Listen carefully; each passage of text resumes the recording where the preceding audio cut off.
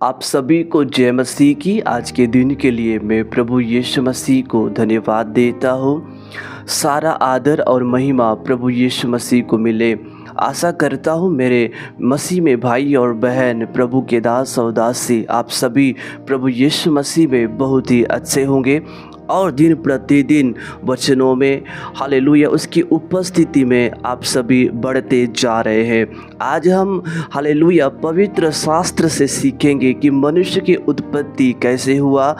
Hallelujah परमेश्वर ने मनुष्य को किससे बनाया। हालेलुया आज हम पवित्र शास्त्र से सीखेंगे और बाइबल का वचन हमसे बात करेगा। मेरे प्रियो, जब हम उत्पत्ति की पुस्तक 2 अध्याय का 7 पद पढ़ते हैं, यहाँ पर लिखा है, और यहोवा परमेश्वर ने आदम को भूमि की मिट्टी से रचा और उसके नथनों में जीवन का श्वास फूंक दिया और आदम जीवित प्राणी बन गया। हालेलुया। यहाँ पर हम देखते हैं बाइबल का वचन कहता है कि परमेश्वर ने आदम को भूमि की मिट्टी से रचा। इसका मतलब परमेश्वर ने मनुष्य को मिट्टी से तैयार किया। Hallelujah hallelujah. बहुत से ऐसे कल्पनाएं बाहर आती है कि मनुष्य बंदर से आया है, लेकिन बाइबल का वचन कहता है मेरे प्रियो, मनुष्य बंदर से नहीं आया है, बल्कि परमेश्वर ने मनुष्य को भूमि की मिट्टी से रचा। हालेलुया। परमेश्वर ने हालेलुया लिखा है कि आदम को भूमि की मिट्टी से रचा और उसके नथनों में हालेलुया जीवन का श्वास फूंक दिया और आदम जीवित प्राणी बन गया। हालेलुया। परमेश्वर ने हालेलुया मनुष्य को भूमि की मिट्टी से तैयार किया, तब भी वो मिट्टी से बना हुआ पुतला जीवित नहीं था। लेकिन जब परमेश्वर ने उसके नथनों में जीवन का श्वास फूंक दिया, हालेलुया हालेलुया, अपनी आत्मा को दिया। परमेश्वर ने अपनी आत्मा को उस भूमि की मिट्टी से जो तैयार किया गया था, जिसने परमेश्वर ने मनुष्य को बनाया था, आदम को बनाया था, अपना आत्मा फूंक दिया, तब आदम जीवित प्राणी बन गया। बाइबल कहता है हालेलुया हालेलुया। उत्पत्ति 1:26 में लिखा है, फिर परमेश्वर ने कहा, हम मनुष्य को अपने स्वरूप के अनुसार और अपनी समानता में बनाएं। मनुष्य किसकी समानता में तैयार किया गया है? मनुष्य किसके स्वरूप में बनाया गया है? मेरे प्रिय, मनुष्य बंदर की समानता में बनाया नहीं गया है। मनुष्य हाथी की समानता में बनाया नहीं गया है। मनुष्य परमेश्वर की समानता में, उसके स्वरूप में बनाया गया है। Hallelujah hallelujah. मेरे प्रियो, आप सभी परमेश्वर की समानता और परमेश्वर के स्वरूप में रचे गए हैं। हालेलुया। आप जैसे भी दिखते हैं, आप जैसे भी क्यों ना हो, मेरे प्रियो, परमेश्वर ने अपनी समानता और परमेश्वर ने अपना स्वरूप आपको दिया है। हालेलुया। बोलो यीशु मसीह की जय। मेरे प्रियो, यस भजन संहिता 103 अध्याय का 14 पद में लिखा है, क्योंकि वह हमारी सृष्टि जानता है और उसको स्मरण रहता है कि मनुष्य मिट्टी ही है। हालेलुया। बाइबल का हर एक वचन मिट्टी की ओर इशारा कर रहा है। मनुष्य मिट्टी से बनाया गया है। हालेलुया। मनुष्य हालेलुया भूमि की मिट्टी से रचा गया है और हम सभी परमेश्वर की समानता में, परमेश्वर के स्वरूप में बनाए गए हैं और परमेश्वर हमारी सृष्टि को जानता है कि मनुष्य किसके द्वारा बनाया गया है। और लिखा है, और उसको यानी परमेश्वर को स्मरण रहता है, याद रहता है कि मनुष्य मिट्टी ही है। हालेलुया, हालेलुया, यीशु मसीह की जय।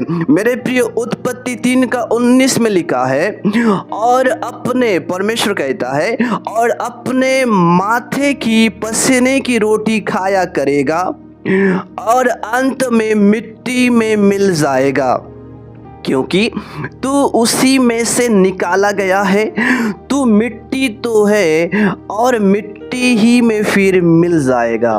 परमेश्वर आदम से कहता है कि क्या लिखा है कि अंत में तू मिट्टी में मिल जाएगा, क्योंकि तू उसी में से निकाला गया है, तू मिट्टी में फिर मिल जाएगा। हालेलुया, क्योंकि मनुष्य मिट्टी के द्वारा बनाए गए हैं। परमेश्वर ने मिट्टी से आदम को तैयार किया, मिट्टी से मनुष्य को तैयार किया। Hallelujah, hallelujah. अंत में क्या लिखा है? तू मिट्टी तो है और मिट्टी ही में फिर मिल जाएगा। अंत में हमारा जीवन मिट्टी में दफन हो जाएगा। क्यों? क्योंकि हमारा जीवन मिट्टी से तैयार किया गया है। हालेलुया। और यह जीवन मिट्टी में दफन हो जाएगा, मिट्टी में फिर मिल जाएगा, क्योंकि परमेश्वर ने वचन के द्वारा प्रभु ने कहा कि तू मिट्टी में मिल जाएगा। तो फिर मेरे प्रियो, इस सुंदरता का घमंड क्यों करे? ज्ञान का घमंड न करे, सुंदरता का घमंड न करे, पैसा का घमंड न करे, सोने और चांदी का घमंड न करे। जो कुछ भी परमेश्वर ने हमें दिया है, जो कुछ भी परमेश्वर ने हमारे जीवन में किया है, सारे आशीषों को, सारे उपकारों को याद करते हुए हम परमेश्वर को धन्यवाद दे, प्रभु को महिमा दे। हालेलुया। मेरे प्रियो, भजन संहिता 30 अध्याय का 9 पद में दाऊद अपने भजन में इस प्रकार से कहता है, जब मैं कब्र में चला जाऊंगा तब मेरे लहू से क्या लाभ होगा? क्या मिट्टी तेरा धन्यवाद कर सकती है? क्या वो तेरी सच्चाई का प्रचार कर सकती है?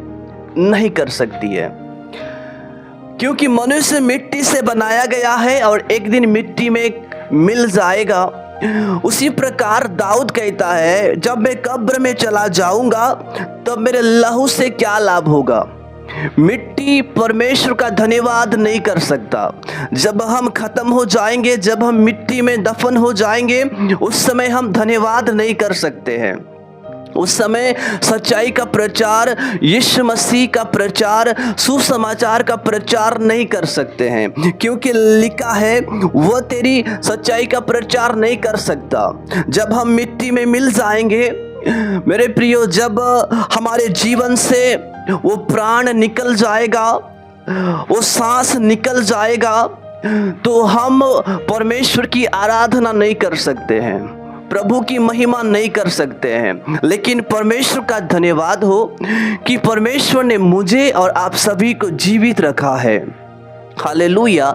तो जीवित रहते समय हम परमेश्वर की आराधना करें, जीवित रहते समय हम प्रभु की महिमा करें, जीवित रहते समय हम परमेश्वर को धन्यवाद दें, जीवित रहते समय हम सच्चाई का प्रचार करें। हालेलुया। मेरे प्रिय, दाऊद कहता है, मैं जीवन भर यहोवा का गीत गाता रहूंगा, यहोवा का भजन गाता रहूंगा। हालेलुया। जब तक हम जीवित हैं तब तक हम परमेश्वर के लिए जिए। हालेलुया। उसके नाम को ऊंचा उठाए, उसकी महिमा करें। लेकिन एक ऐसा समय आने वाला है, वो कब्र का समय होगा, वो दफन का समय होगा। उस समय हम परमेश्वर की आराधना नहीं कर सकते, उस समय हम प्रभु के लिए गीत नहीं गा सकते हैं। मेरे प्रिय, भजन संहिता उसके 5 अध्याय भजन संहिता 6 अध्याय उसके 5 पद में लिखा है, क्योंकि मृत्यु के बाद तेरा स्मरण नहीं होता, अधोलोक में कौन तेरा धन्यवाद करेगा? मरने के बाद हम प्रभु को याद नहीं कर सकते, मरने के बाद हम धन्यवाद नहीं कर सकते। अधोलोक में कौन तेरा धन्यवाद करेगा? अधोलोक में कौन तेरा आराधना करेगा? अधोलोक में कौन तेरा सच्चाई का प्रचार करेगा? मेरे प्रियो, परमेश्वर का धन्यवाद हो, उसने हमें जीवित रखा है। हालेलुया। उसने हमें जीवितों के मध्य में खड़ा किया है, ताकि हम परमेश्वर को धन्यवाद दें, उसकी आराधना करें, उसकी महिमा करें, उसके नाम को ऊंचा उठाए, उसके लिए जिए। हालेलुया, सुसमाचार का प्रचार करे, सच्चाई का प्रचार करे। हालेलुया, परमेश्वर चाहता है कि उसके बनाए हुए, उसके सृजे हुए वो परमेश्वर की महिमा करे, उसकी आराधना करे। हालेलुया, यीशु मसीह की जय। इन सारे वचनों के द्वारा प्रभु यीशु मसीह आप सभी को आशीष दे। आमीन। जय मसीह की।